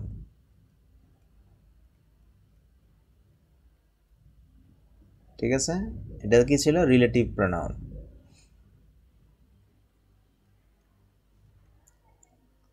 এখন দেখুন আমরা রিলেটিভ প্রোনাউন সম্পর্কে আপনাদের একটা সুন্দর জিনিস দেখাচ্ছি, সেটা হচ্ছে কি, এই চার্টটার দিকে ভালো করে খেয়াল করুন। এখানে অ্যান্টিসিডেন্ট দেয়া আছে। অ্যান্টিসিডেন্ট মানে কি, কিছুক্ষণ আগে বলছিলাম যাদেরকে প্রতিনিধিত্ব করে, যাদের প্রতিনিধিত্ব হয়ে কাজ করে তাদেরকে আমরা অ্যান্টিসিডেন্ট বলছি। যদি অ্যান্টিসিডেন্টটা আপনার পার্সন হয় তাহলে আপনি হু অথবা দ্যাট ব্যবহার করবেন। যদি অ্যান্টিসিডেন্টটা থিং হয় তাহলে উইচ অথবা দ্যাট ব্যবহার করবেন। যদি অ্যান্টিসিডেন্টটা প্লেস হয় তাহলে উইচ অথবা দ্যাট ব্যবহার করবেন। যদি অ্যান্টিসিডেন্টটা টাইম হয় তাহলে উইচ দ্যাট, রিজন হলে উইচ দ্যাট। দেখুন এবার, যদি অ্যান্টিসিডেন্টটা সেন্টেন্সে অবজেক্ট হিসেবে ব্যবহৃত হয় তাহলে এই রুলস। যদি অ্যান্টিসিডেন্টটা কোনো পসেশন বোঝায়, পসেশন মানে কি আপনার কি আছে না আছে সেটা নিয়ে যদি কথা বলে, ঠিক আছে, তাহলে হোজ, হোজ ব্যবহার করবেন সব ক্ষেত্রে, হোজ। দেখুন সব ক্ষেত্রে হোজ। তারপর দেখুন, যদি অ্যান্টিসিডেন্টটা প্রেপোজিশনের পাশে বসে বা সাথে বসে, সাথে অবজেক্ট হিসেবে বসে অ্যান্টিসিডেন্টটা, তাহলে হুম বসাবেন, উইচ বসাবেন, উইচ উইচ উইচ। ব্যক্তি হলে উইচ, আর বাকি ক্ষেত্রে কি বসাবেন? Which which which. যদি অ্যান্টিসিডেন্টটা রিলেটিভ অ্যাডভার্ব হিসেবে বসে, এটা অ্যান্টিসিডেন্ট না, জাস্ট এটা যদি কোনো রিলেটিভ অ্যাডভার্বের প্রতিনিধিত্ব করে তাহলে বসাবেন where, when, why. Relative adverb বলে, রিলেটিভ অ্যাডভার্ব কিন্তু অ্যান্টিসিডেন্ট না। এটা হচ্ছে কি, যদি রিলেটিভ অ্যাডভার্ব হিসেবে বসে, কোথায়? যার প্রতিনিধিত্ব করবে সে যদি রিলেটিভ অ্যাডভার্ব হিসেবে বসে, দেখুন এখানে হিসাবে বলছি, রিলেটিভ অ্যাডভার্ব হিসাবে আপনার যারা বসবে, ওয়ার বসবে সেটাকে আমরা অ্যাট উইচ বলতে পারি, ওয়েন বসবে সেটাকে আমরা অন উইচ বলতে পারি, ওয়াই বসবে সেখানে আমরা ফর উইচ বলতে পারি। ব্যাপারটা বুঝতে পেরেছেন কিনা দেখুন। তো আমরা এখানে দেখাচ্ছি যে সাবজেক্ট হলে, অবজেক্ট হলে, অ্যান্টিসিডেন্টটা সাবজেক্ট হতে পারে, অবজেক্ট হতে পারে, হতে পারে না। এই ক্ষেত্রে আমরা একটু আপনাকে দেখাই ব্যাপারটা। ধরেন আমি কোনো একটা অ্যান্টিসিডেন্টকে সাবজেক্ট বানাতে পারি না? যেমন ধরেন রহিম লিখলাম, রহিম, রহিম, তারপরে লিখলাম হু। শুরুতেই দেখুন, শুরুতে অ্যান্টিসিডেন্ট বানিয়ে ফেললাম, Rahim who is my brother, Rahim who is my brother is a police officer. দেখুন ব্যাপারটা, Rahim who is my brother is a police officer, এভাবে আমরা লিখতে পারি। আবার আপনি চাইলে অবজেক্ট বানিয়ে, এটা অ্যান্টিসিডেন্ট, ঠিক না? অ্যান্টিসিডেন্ট কোনটা? এটা। তাহলে দেখুন অ্যান্টিসিডেন্ট আসলে কি, সাবজেক্ট না? এই যে রহিম ইজ আ পুলিশ অফিসার, এখানে রহিম এই ক্লজের কি সাবজেক্ট, তার মানে এখানে অ্যান্টিসিডেন্ট সাবজেক্ট হিসেবে বসেছে। এরপর দেখুন আপনি অবজেক্ট হিসেবে লিখতে পারেন না? যেমন ধরেন লিখলাম I bought, BOUGST, I bought the pen, আমি কলমটি কিনেছিলাম। তারপর দেখুন which, which you love, which you love much, যেটাকে তুমি অনেক বেশি ভালোবাসো। তাহলে দেখুন এখানে অ্যান্টিসিডেন্ট কে, উইচের অ্যান্টিসিডেন্ট এখানে কে, দি প্যান, তাহলে দি প্যান এখানে কি, অবজেক্ট, এই বট শব্দের অবজেক্ট। আবার এই অ্যান্টিসিডেন্ট এই সেন্টেন্সেরও object, you love me, you love much, এটারও দেখুন অবজেক্ট। এগুলো বুঝতে হবে। দেখুন আই বট দি প্যান, আমি কলমটি কিনেছিলাম, এটা কি, এটার অবজেক্ট না? তার মানে অ্যান্টিসিডেন্ট, যেটা অ্যান্টিসিডেন্ট বলি, এই অ্যান্টিসিডেন্ট সাবজেক্ট পজিশনে থাকতে পারে, আবার কি অবজেক্ট পজিশনে থাকতে পারে। এখানে যেমন সাবজেক্ট পজিশনে, এখানে অবজেক্ট পজিশনে, ঠিক আছে? এই ব্যাপারটা আশা করি বুঝাতে পেরেছি। এরপর দেখুন অ্যান্টিসিডেন্ট কোথায় থাকতে পারে, প্রেপোজিশনের উপরও থাকতে পারে, ঠিক না? প্রেপোজিশনের অবজেক্ট হিসেবেও থাকতে পারে antecedent.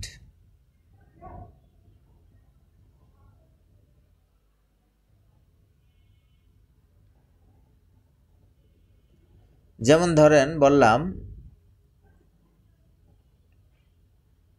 My teacher,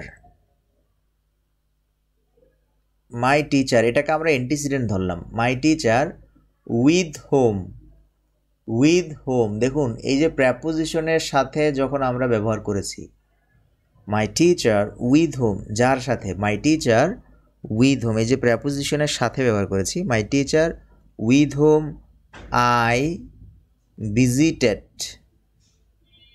visited the river বা ভিলেজ, ঠিক আছে। The my teacher with whom I visited the river was a gentleman, was a gentleman.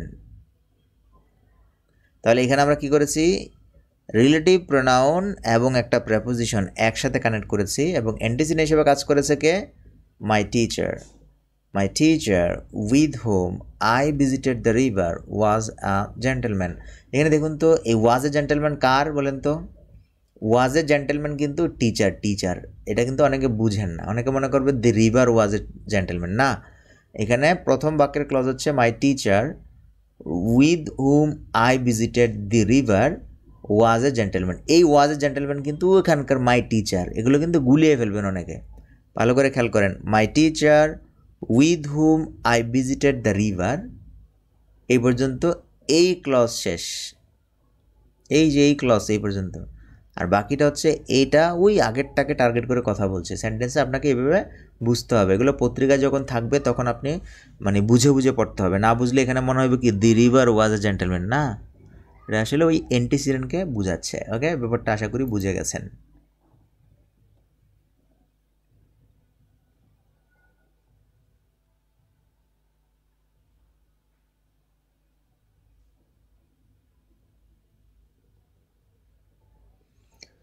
ওকে, পোসেশনের ক্ষেত্রে একটা উদাহরণ দিতে বলছেন, আমরা পোসেশনের ক্ষেত্রে একটা উদাহরণ দিই।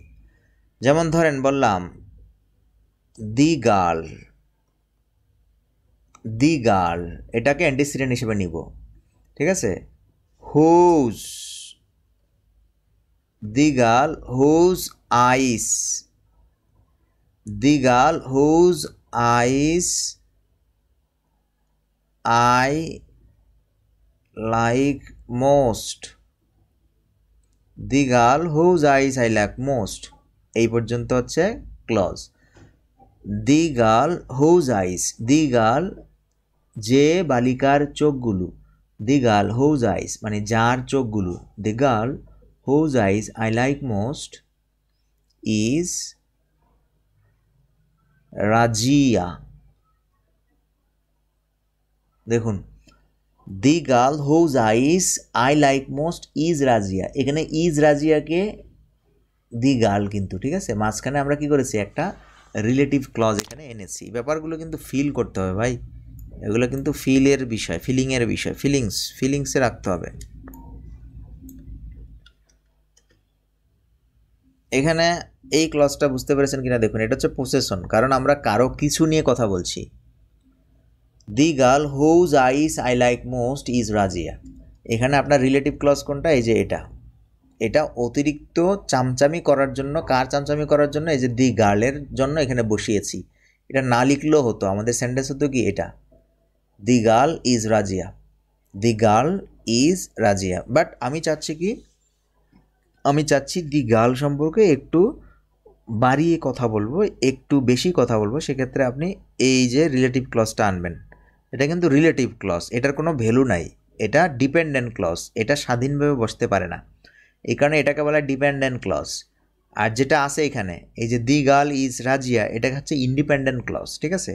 এবং এটা কি, এটা কার মডিফায়ার্স বা কাকে চামচামে কার গুণাগুণ ব্যাখ্যা করছে, দি গার্লের, এই কারণে এটাকে বলা হয় অ্যাজেক্টিভ ক্লজ, বুঝতে পেরেছেন। এই কারণে এটাকে কি বলবেন, এটা একটা অ্যাজেক্টিভ ক্লজ। আমি আবারও দেখি কেন অ্যাজেক্টিভ ক্লজ বলি, কারণ এটি আসলে এই অ্যান্টিসিডেন্টের চামচামি করতেছে, দোষ গুণ অবস্থা মডিফাই করতেছে, এই কারণে এটাকে আমরা অ্যাজেক্টিভ ক্লজ বলি, ঠিক আছে। একই সাথে দেখুন আমরা এখানে তিনটা জিনিস কনসেপ্ট আমরা এখানে ক্লিয়ার। আবারও একটু মনে করে দিই, এটা হচ্ছে একটা রিলেটিভ ক্লজ এবং এটাকে আমরা কি বলি, অ্যাডজেক্টিভ ক্লজ বলি। কেন? কারণ এটা একটা অ্যান্টিসিডেন্টকে মডিফাই করে, অ্যান্টিসিডেন্টে চামচামি করে, ঠিক আছে। আর মেইন ক্লজ কোনটা? দি গার্ল ইজ রাজিয়া, এটা হচ্ছে মেইন ক্লজ। মাঝখানে এটাকে অ্যাড করেছি, প্রবেশ করিয়েছি তাকে একটু ব্যাখ্যা বিশ্লেষণ করার জন্য, তার একটু হয়ে কাজ করার জন্য। নেতার চামচামি করি না আমরা, সেই রকম চামচামি করতেছে। দি গার্লের এখানে কি প্রতিনিধিত্ব করে একটু বাড়িয়ে কথা বলছে। এই পসেশনের ব্যাপারটা আশা করি বুঝে গেছেন। আর কোনো কিছু? পসেশনের ব্যাপারটা বুঝে গেলে আমরা চলে আসি পরে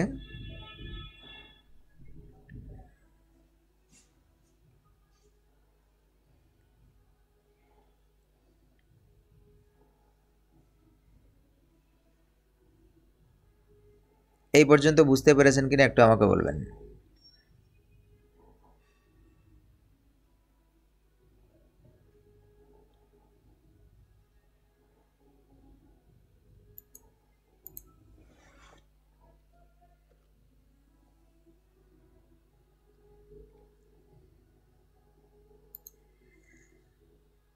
ক্লিয়ার বলেছেন। একজন রিলেটিভ অ্যাডভার্বের এক্সাম্পল দিতে। ওকে, আমরা এখন রিলেটিভ অ্যাডভার্বের একটা এক্সাম্পল দিই, ঠিক আছে। রিলেটিভ অ্যাডভার্ব, দেখুন একমাত্র মনে রাখবেন কে কে অ্যান্টিসিডেন্ট নেয়। অ্যান্টিসিডেন্ট কে কে নেয়? অ্যান্টিসিডেন্ট নেয় রিলেটিভ প্রোনাউন এবং রিলেটিভ অ্যাডজেক্টিভ, এই দুটা অ্যান্টিসিডেন্ট নেয়, কিন্তু রিলেটিভ অ্যাডভার্ব কোনো অ্যান্টিসিডেন্ট নেয় না, কোনো অ্যান্টিসিডেন্ট নেয় না, ঠিক আছে। মনে রাখবেন কি, রিলেটিভ অ্যাডভার্ব নো অ্যান্টিসিডেন্ট, কারো হয়ে সে বসে না, কারো হয়ে রিলেটিভ অ্যাডভার্ব বসে না, এই কারণে এটা আপনার কোনো অ্যান্টিসিডেন্ট নেয় না। ব্যাপারটা আমি কি বুঝাতে পেরেছি?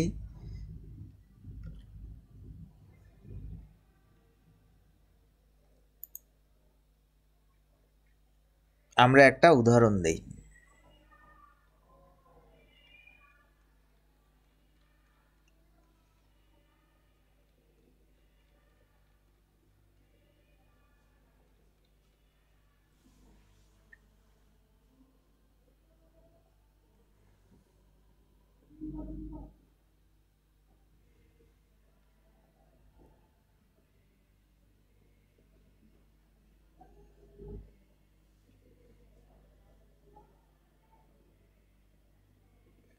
সরি, একটা ইনফরমেশন একটু ভালো করে খেয়াল করেন, আমি একটা ভুল ইনফরমেশন দিয়ে ফেললাম। সেটা হচ্ছে কি, রিলেটিভ অ্যাডভার্ব অ্যান্টিসিডেন্ট নেয় না, এটা একটা ভুল ইনফরমেশন, ঠিক আছে।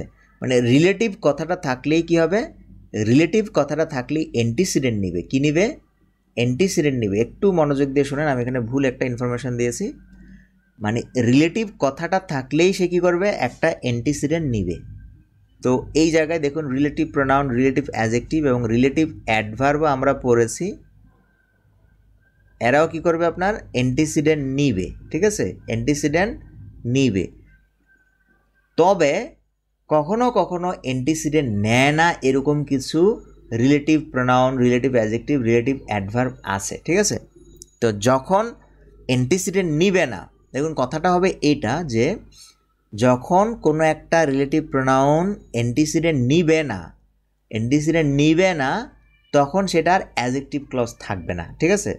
খেয়াল করেন কথাটা হবে কি, relative pronoun, relative adjective, relative adverb, এই রিলেটিভ শব্দটা থাকলেই মনে করবেন এরা অ্যান্টিসিডেন্ট নিবে, এটা হচ্ছে তাদের সাথে যায়, মানে তাদের গোষ্ঠী, তাদের ধর্ম, এটা তারা অ্যান্টিসিডেন্ট নিবে। কিন্তু দেখা যায় কখনো কখনো কোনো relative pronoun, relative adjective, relative adverb কী করেন, আপনার অ্যান্টিসিডেন্ট নেয় না, কখনো কখনো, আমি বলছি কি কখনো কখনো অ্যান্টিসিডেন্ট নেয় না, ঠিক আছে। যখন অ্যান্টিসিডেন্ট নেয় না, তখন ওই রিলেটিভ প্রোনাউনগুলোকে বলা হয় ফিউজড রিলেটিভ প্রোনাউন। কি বলা হয়? Fused relative pronoun. আবারও খেয়াল করেন কি বলা হয়, ফিউজড রিলেটিভ প্রোনাউন, ঠিক আছে। আমরা এইটা একটু আলোচনা করে দিই। ফিউজড রিলেটিভ প্রোনাউন কখন বলা হয়, ঠিক আছে? একটু ভালো করে খেয়াল করেন যারা লাইভ ক্লাসে আছেন, যে আমরা একটা ইনফরমেশন এটা বলছিলাম যে রিলেটিভ অ্যাডভার্ব না, সবাই রিলেটিভ কথাটা বললেই বুঝবেন যে তারা অ্যান্টিসিডেন্ট নেয়, কিন্তু কখনো কখনো দেখা যাচ্ছে যে এরা অ্যান্টিসিডেন্ট নেয় না, কিছু কিছু জায়গায় তারা অ্যান্টিসিডেন্ট নেয় না, তখন এটাকে বলা হয় ফিউজড রিলেটিভ প্রোনাউন, ঠিক আছে? এই ব্যাপারটা আমি আশা করি বুঝাতে পেরেছি, একটু ভালো করে খেয়াল করেন।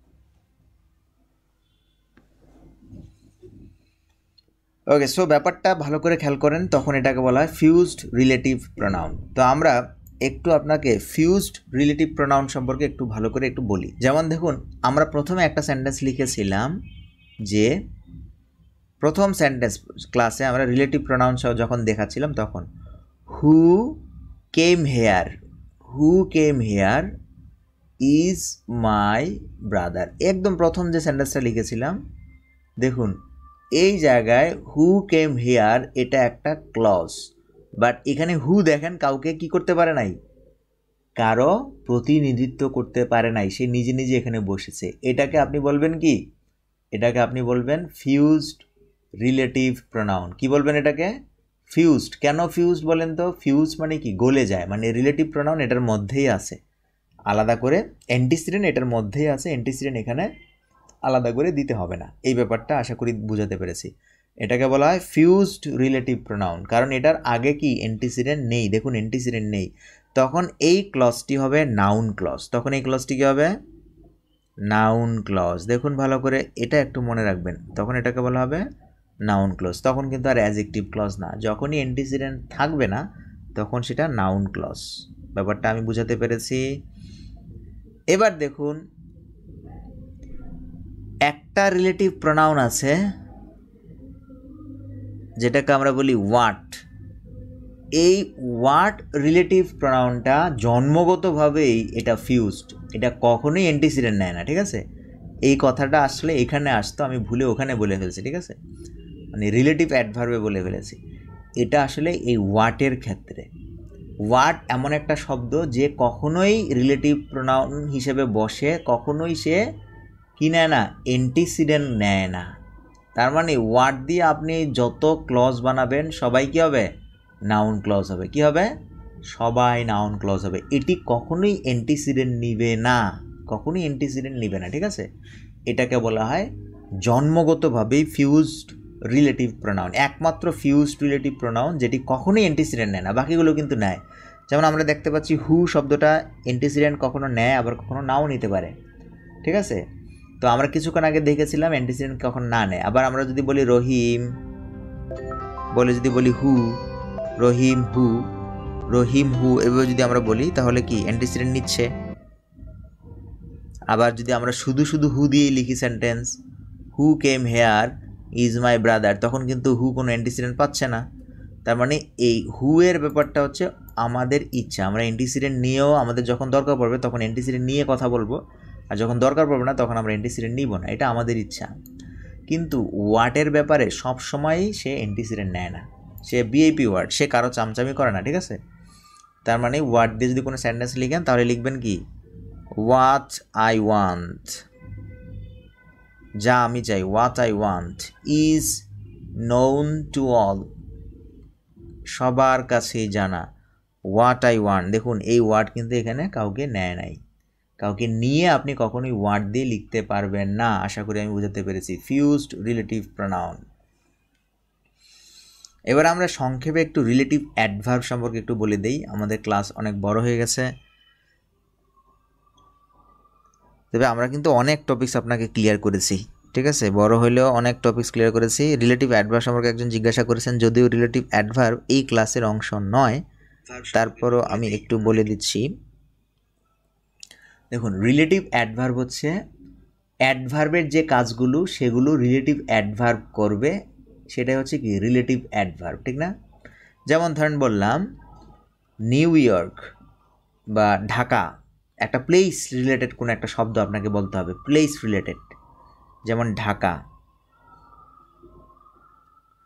Dhaka war,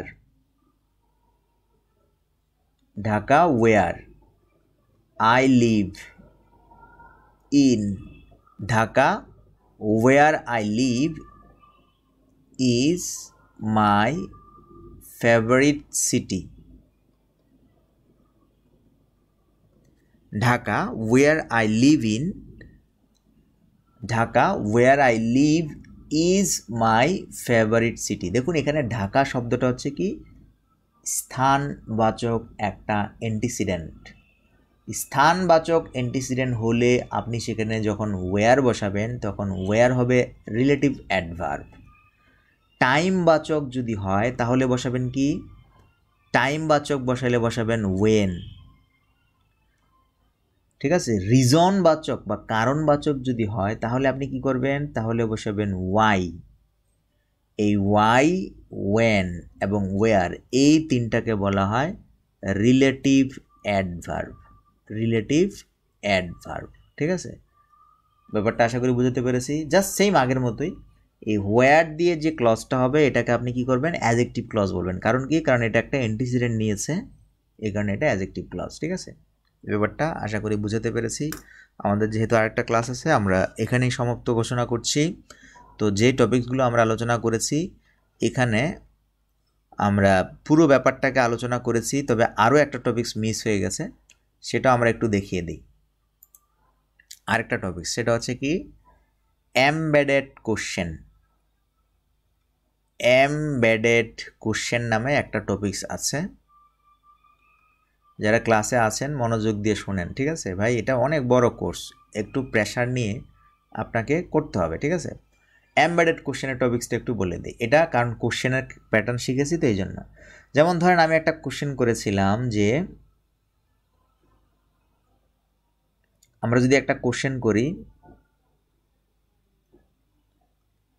what do you want, তুমি কি চাও, তুমি কি চাও, এটা একটা কি কোশ্চেন না?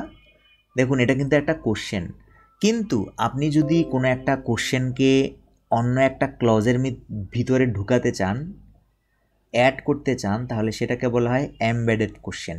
সেটাকে কী বলা হয়, এমবেডেড কোশ্চেন। এটা একটা নর্মাল একটা কোশ্চেন না? এখন ধরেন আপনি এই কোশ্চেনটাকে অন্য একটা সেন্টেন্সের ভিতর প্রবেশ করাতে চান। যেমন ধরেন বললেন যে I want to know, I want to know, I want to no, ঠিক আছে? আপনি কি করতে চান, আপনি জানতে চান, কি জানতে চান? আপনি বললেন আই ওয়ান্ট টু নো, এই ক্লজটাকে আপনি ধরেন এখানে এবার এটা কি ছিল, এটা কিন্তু একটা কোশ্চেন ছিল। আপনি এখন এই কোশ্চেনটাকে কি করতে চাচ্ছেন, এই ক্লজটার মধ্যে জুড়ে দিতে চাচ্ছেন, এটাকে বলা হয় এমবেড করে দেয়া। এমবেডেড মানে হচ্ছে কি খচিত করে দেয়া, ক্ষুদিত করে দেয়া। এই কোশ্চেনটাকে যদি আপনি এই ক্লজটার মধ্যে আনেন, দেখুন আমি আনছি না, তাহলে এই কোশ্চেনটাকে বলা হয় এখন এমবেডেড কোশ্চেন। তাহলে একটা জিনিস খেয়াল করেন, আগেও কিন্তু সেটা কোশ্চেন ছিল, what do you want question ছিল, এটাকে আমরা শুধু কোশ্চেন বলেছি। যখন এই কোশ্চেনটাকে অন্য একটা ক্লজের ভিতরে এনেছি তখন এটাকে বলা হয় কি এমবেডেড কোশ্চেন, তখন এটার নাম হয়ে যায় এমবেডেড কোশ্চেন। তবে মনে রাখবেন, যখন আপনি কোনো একটা কোশ্চেনকে এইভাবে এখানে এনে অ্যাড করেন তখন এই কোশ্চেনের ফরম্যাটটা থাকবে না, কোশ্চেনের ফরম্যাটটা ভেঙে যাবে, ভেঙে এটা কী হবে, নর্মাল সেন্টেন্স ওয়ার্ড হবে। তাহলে নর্মাল সেন্টেন্স ওয়ার্ড হতে গেলে কি করতে হবে আপনাকে, এখান থেকে এই যে অক্সিলারি ভার্ব এনে আপনি কোশ্চেন করেছেন না, অক্সিলারি ভার্ব এনে যে কোশ্চেনটা করেছেন তখন এটা থাকবে না, কারণ নর্মাল সেন্টেন্স ওয়ার্ড আপনার লিখতে হবে, ঠিক আছে? ব্যাপারটা আমি বুঝাতে পেরেছি কিনা দেখুন, নর্মাল সেন্টেন্স ওয়ার্ড আপনি লিখবেন। তাহলে আমাদের সেন্টেন্স হচ্ছে কি হোয়াট ইউ ওয়ান্ট। দেখুন এই ব্যাপারটা আরেকটা জিনিস খেয়াল করেন, সেটা হচ্ছে কি এখানে যেহেতু নর্মাল ওয়ার্ড অর্ডার নাই সে কারণে এখানে কোশ্চেন মার্কটাও থাকবে না, যেহেতু এখানে কি নেই, ইয়েস নো কোশ্চেন বা কোশ্চেনের প্যাটার্ন নেই, এই কারণে এখানে কোশ্চেন মার্কও থাকবে না। বাট এটা একটা কোশ্চেন, এটা কোশ্চেন হওয়া সত্ত্বেও যখন অন্য একটা ক্লজের মধ্যে প্রবেশ করাবেন তখন তার মধ্যে কোশ্চেনের কোনো প্রভাব থাকবে না। ইয়েস নো কোশ্চেনের যে স্ট্রাকচার এবং আপনার যে সিম্বল সেটাও থাকবে না। তাহলে I want to know what you want, I want to know what you want, এটাকে বলা হয় এমবেডেড কোশ্চেন। ব্যাপারটা আমি বুঝাতে পেরেছি কিনা একটু বলবেন, এমবেডেড কোশ্চেনের টপিক্সটা বুঝাতে পেরেছি কিনা। আমরা এমবেডেড কোশ্চেনের টপিক্সটা বুঝাতে পেরেছি কিনা একটু আমাকে বলবেন, বললে আমি খুশি হব।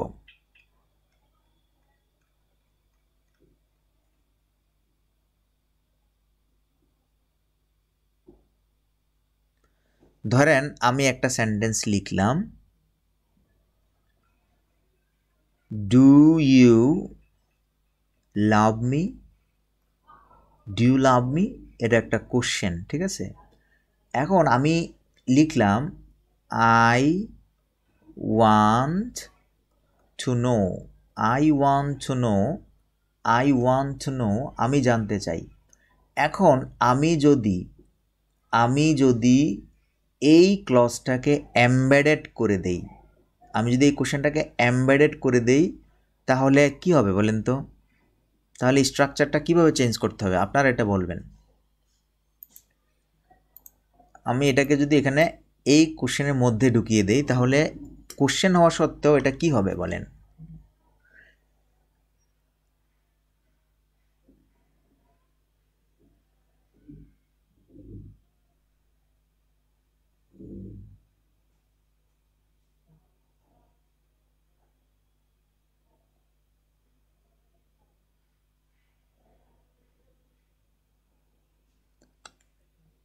যারা ক্লাসে আছেন তারা বলবেন।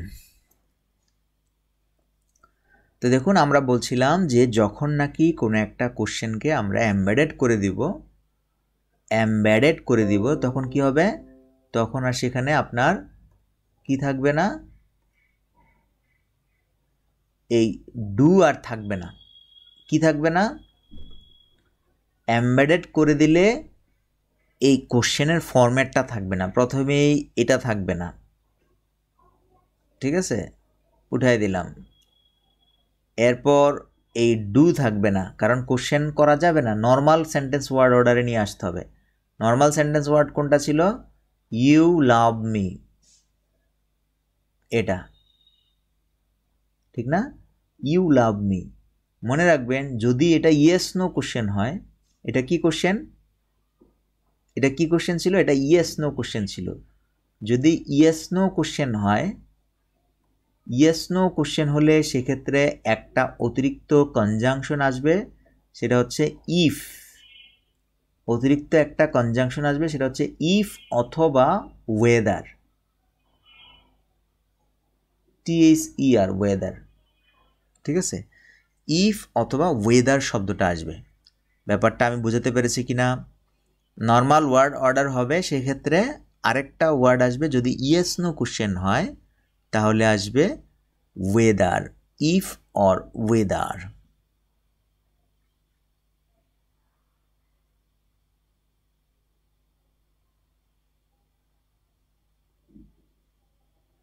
ওয়েদার বানানটা হবে কি? WHETHER, ওয়েদার, ওয়েদার, ঠিক আছে। ইফ অথবা ওয়েদার। তো এটা বাংলাটা হবে কি? যে I want to know if you love me, I want to know if you love me, আমি জানতে চাই তুমি আমাকে ভালোবাসো কি না। দেখুন এই কোশ্চেনটা হচ্ছে এমবেডেড। এমবেডেড কোশ্চেন হচ্ছে অনেকটা পোলাইট, ঠিক আছে। আপনি যদি সরাসরি কাউকে বলেন যে ডু ইউ লাভ মি, তুমি কি আমাকে ভালোবাসো, তাহলে এটা হচ্ছে কোশ্চেন, সরাসরি কোশ্চেন। কিন্তু আপনি যদি কোশ্চেনটাকে কোনো একটা ক্লজের মধ্যে অ্যাড করে দেন তাহলে ওই কোশ্চেনটাই বাট এখন আপনাকে এই ফরম্যাটে লিখতে হবে, ঠিক আছে। এই ব্যাপারটাই হচ্ছে এমবেডেড কোশ্চেন। ওকে, এখানে অতিরিক্ত যদি ইয়েস নো কোশ্চেন হয় তাহলে অতিরিক্ত ইফ অথবা ওয়েদার আনতে হবে। I want to know whether you love me, I want to know if you love me, তুমি আমাকে ভালোবাসো কিনা এটা আমি জানতে চাই। ব্যাপারটা আশা করি বুঝাতে পেরেছি। এমবেডেড কোশ্চেনের টপিকস নিয়ে আরও আলোচনা আছে এবং মজার বিষয় হচ্ছে আমরা কিন্তু অনেকগুলো ক্লাস আজকে করে ফেলেছি। 1 এর ডি ক্লাস করেছি, একের ই ক্লাস করেছি, একের এফ ক্লাস করেছি, 3টি ক্লাস করেছি। ঠিক আছে, আমরা 3টি ক্লাসের পিডিএফ দিয়ে দিব, 3টি ক্লাসের ক্লাস টেস্ট দিয়ে দিব। তবে ক্লাস টেস্টগুলো আপনি আগে পিডিএফটা পড়ে তারপর দিবেন। ঠিক আছে, আগে পিডিএফটা পড়ে তারপর আপনি দিবেন। ঠিক আছে, যদি ডাব্লিউএস কোশ্চেন হয় তাহলে তো আগে আলোচনা করেছি ডাব্লিউএস কোশ্চেনের ব্যাপারটা, এটা তো আগেরটাই ছিল যে হোয়াট ডু ইউ ওয়ান্ট, এটা ডাব্লিউএস কোশ্চেন। ডাব্লিউএস কোশ্চেন থাকলে এই ওয়াট থাকবে, জাস্ট ওটা আপনি চেঞ্জ করে দিবেন, ডু উঠিয়ে দিবেন, what you want, I want to know what you want. এটা হচ্ছে ডাব্লিউএস কোশ্চেনের বেলায়। ডাব্লিউএস কোশ্চেনের বেলায় ডাব্লিউএস কোশ্চেন ডাব্লিউএস ওয়ার্ডটাই থাকবে।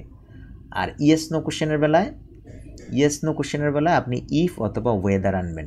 এই ব্যাস ব্যাপারটা আশা করি বুঝাতে পেরেছি। অনেকে বলেছেন ক্লিয়ার। সো আজকে এই পর্যন্ত থাকলো, দেখা হচ্ছে আমাদের নেক্সট ক্লাসে। খুবই গুরুত্বপূর্ণ টপিকস ছিল আজকে, একটু সময় নিয়ে ভালো করে একটু পড়েন। যদি কোথাও কোনো প্রবলেম হয় ফেসবুকে আমাদের সিক্রেট গ্রুপে পোস্ট করেন, কিংবা আমাদের পরবর্তী লাইভ ক্লাসে আবারও লাইভ ক্লাসে কোশ্চেন করবেন। ওকে, ভালো থাকবেন, সুস্থ থাকবেন, দেখা হচ্ছে নেক্সট ক্লাসে।